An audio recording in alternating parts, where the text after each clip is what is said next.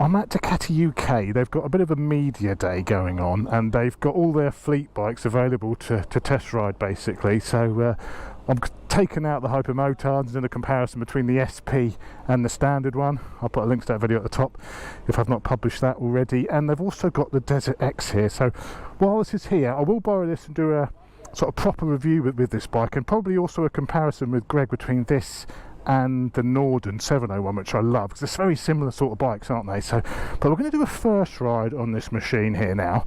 I'll let you know my initial impressions of this, what I think to it, how it sort of compares in my mind to how the Norden was. So I'll give you some sort of comparisons based on memory.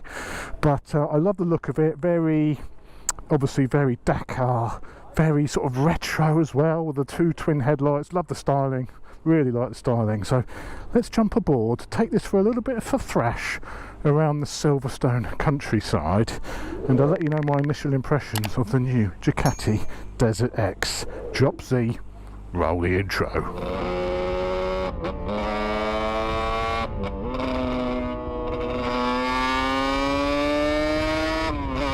So it comes in the white and the white. I think there is other colours are available, but it does look rather striking in a sort of pearlescent matte white. You know, it's certainly a striking looking machine. I think I love this. I love the style of it. I think it definitely is my sort of favourite style of middleweight adventure bike. I really like what they've done with this. From the looks perspective, I think they're onto a winner. Right, jumping aboard. Oh, it's quite a big bike. It's quite high. Suspension's nice and soft. Let's fire her up. Oh, very unusual, very T7 Yamaha in the display, isn't it? But obviously a full TFT. That's a nice layout. I do like that. Right, let's go. Jumping on it. Sort of quite thin. I think it's got quite a big fuel tank on this. I'm not sure the exact size. Like I say, it's just a first ride. I haven't done any research on this, so you know, I'll bring you an in-depth review with all the specs and details, but this is just really an initial impressions of this machine. Quick shifter? I actually don't think it has a quick shifter. I think that was me just banging it into second. Hang on. Oh, maybe, I'm not sure if it has or not. It must have, but not the smoothest of quick shifters. This has got the Testa Strut engine in it, the same as the Hypermotards, same as the V2 Multistrada, same as the Monster. 114 horsepower, 97 Newton meters of torque. You know, lots of grunt. Lots and lots of grunt, which is what you want out of a road bike at the end of the day. Some sort of semi-knobbly tyres on it. Got to be a little bit careful pushing it around the corners. They are sort of road based, but yeah, got to be a little bit careful. Whoa! Oh, it's got a lot of initial grunt there. Yeah, this display is cool, isn't it? I really like the layout of that. And it's actually got a fuel gauge as well, 180 miles range. It's got a fuel gauge! Hurrah! The Ducati with a fuel gauge. Oh, it's nice handling, it changes direction nicely. It's quite soft, the suspension. I think it's definitely, you know, this is an off-road, on-road machine. I guess you can compare this to the 890 Rally Duke, you know. I'd say the Norden's probably feels like it could be a little bit more road focused, the Norden, actually, in comparison with this. I think this is more, because I can tell the suspension feels softer. There seems to be more travel in the suspension than what there was in the Norden. The Norden was quite a firm ride on the road. This is definitely a bit softer, probably a little bit more off-roady focused. The screen is miles away. I'm getting quite a lot of wind on my helmet. Quite a lot of buffeting. I don't think that screen is adjustable either from the looks of it, and it's quite noisy. You know, I'm not right behind that screen. That's a 30. It's quite a long way in front of me, so I think air's coming around the screen and then sort of coming in again. So I'm getting quite a lot of wind noise, because that, you know, the front of the bike does seem a long way away. Sounds nice. Plenty of go as well. The engine, it sounds a bit like the Norden, you know, and then the Norden's got the 890 parallel twin in it. This is a proper V-twin. So you've got a real V-twin in this. And I do love the old parallel twins, you know, with the cross-plane cranks in them. They're amazing. Amazing engines, very lightweight as well, and they do deliver all the torque.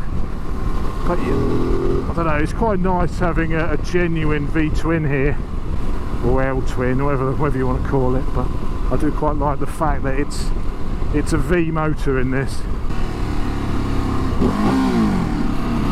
We found the cameraman, so let's make the most of him. Let's do a flyby.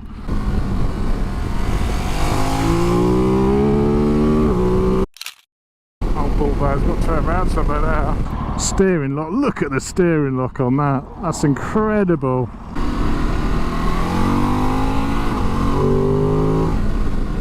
Anyway, enough of that messing about for the cameras. Vibration wise, because it is a V-twin, I mean, you can't have your cake and eat it. There's a few little vibes through the seat, through the bars as well, you know, there's a few little vibes on it, not showstoppers, but I'd say a bit more vibey than the likes of the Norden, but perfectly acceptable. I could live with that. And what I do like is this very compliant suspension, but a lot of wind noise. When I'm doing 70, and you can probably hear it on the helmet, there's a lot of wind noise. I'm 6'2", I'm getting a lot of wind noise off that screen. Yeah, quick shifter lower down the rev range is yeah, it's a bit clunky. Almost to the point where I'm thinking, has it actually got a quick shifter? Am I just knocking it up and down through the box like an animal?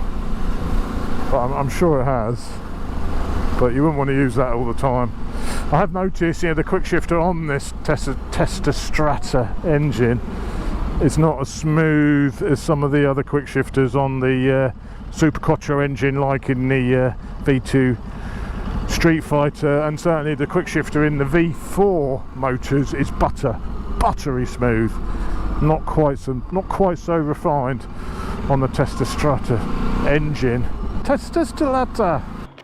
Let's have a little bit of a walk around of the Desert X while we've got it stopped on a bit of a dirty track. I like the 90s sort of inspired twin headlights with the DRLs around the outside. Very 90s looking. I also like this sort of patterning on the screen as well. I like the styling. I like where they're coming with the styling on this. You've got aluminium belly pan down there, and also, you know, a rad guard. I presume that's standard. Because of its off-road focus, you can see you've got guards for the engine casing, frame guards, you know, up here as well. So, you know, you can definitely sort of get the fact that it's an off-road based machine. This, you know, you've got these protective plastics on it from the factory.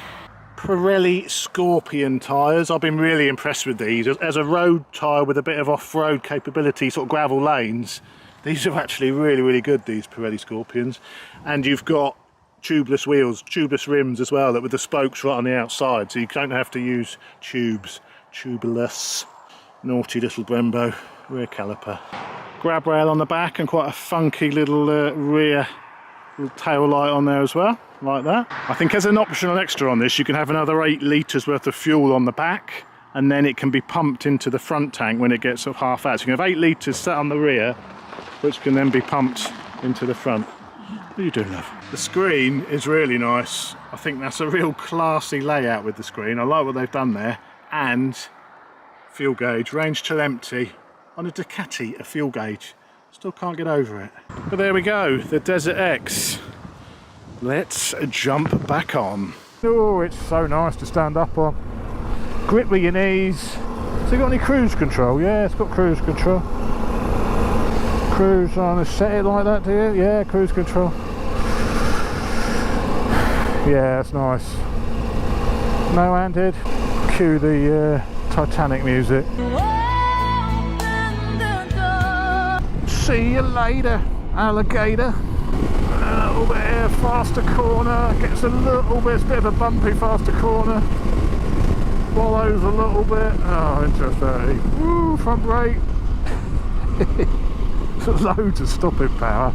I found myself a bit of a dirt lane, I'm not sure whether this is an official boat byway open to all traffic, but I'm just going to do 100 yards down it just to see, a little quick feel for how it feels off-road over a bit of gravelly, undulating, muddy stuff.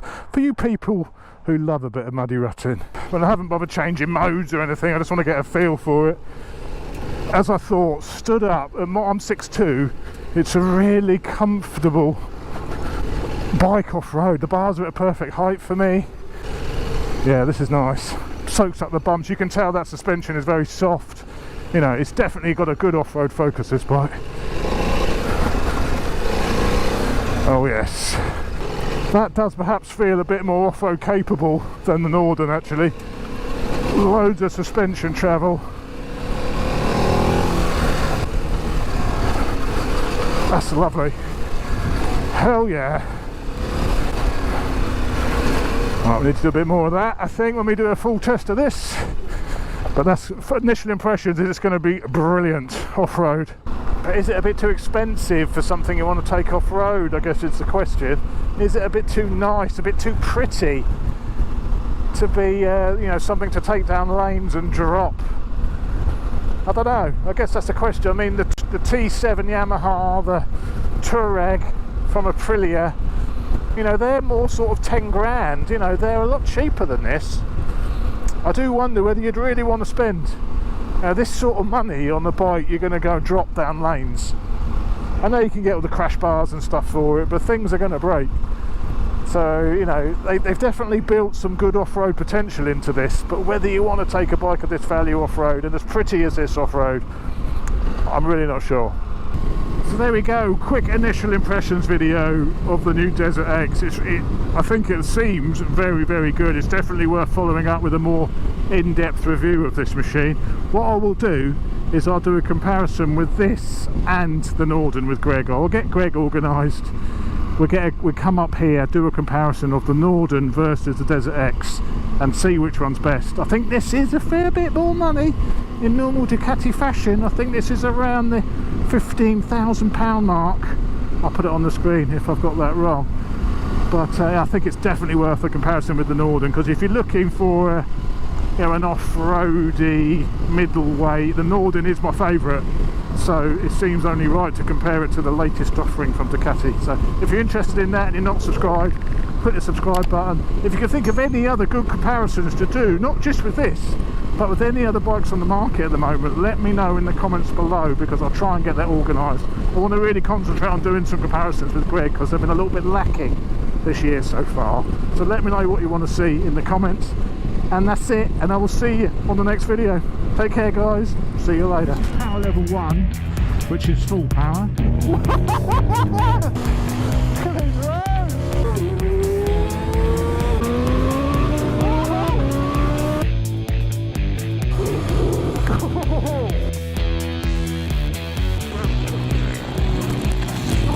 It's down, boy.